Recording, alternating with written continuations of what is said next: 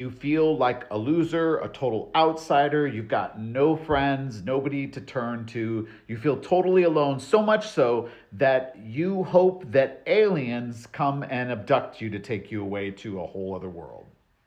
Relatable? That is essentially the plot to Elio, which was a box office lemon.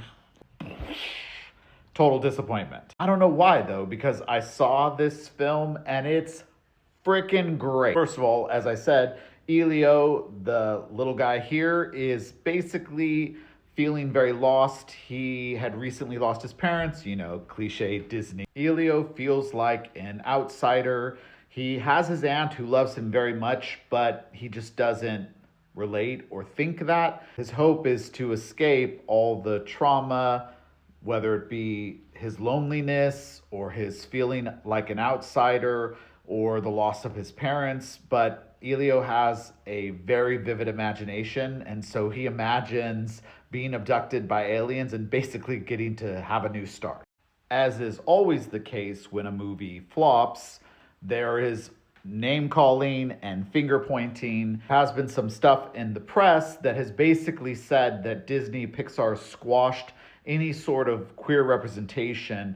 Elio was a gay boy, I think, in the original iteration. There is definitely references still in this version of the film, and there's a really great moment that could pass by non specifically noticing people near the end that is said by a father. Most part, it's clear Elio is an outsider in part because of his sexuality. So I don't agree with all the reporting that it was completely removed. I absolutely think that Elio is clearly a gay boy.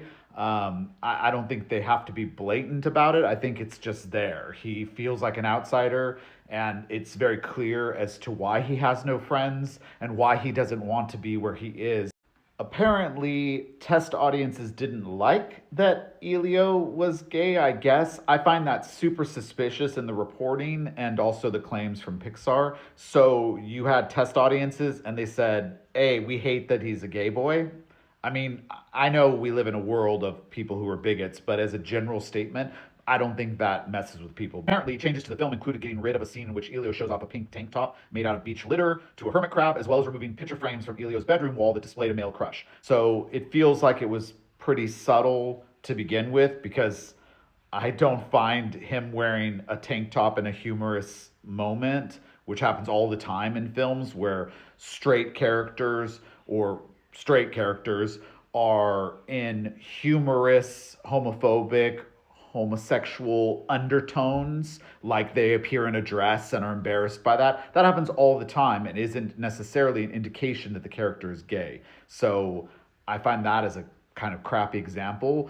The having frames in his room of a male crush, that makes total sense to me, and that could have easily fit in this version of the film that I watched. I feel like most people who would watch this film would get it. I don't think it's like a big secret that he's different. But back to the film itself, it's super fun. I cried, I laughed. That's not always the case where I literally laugh out loud, but there was great moments. These two characters in specific, again, I won't spoil, are adorable, like in ways that you couldn't think this thing could be adorable.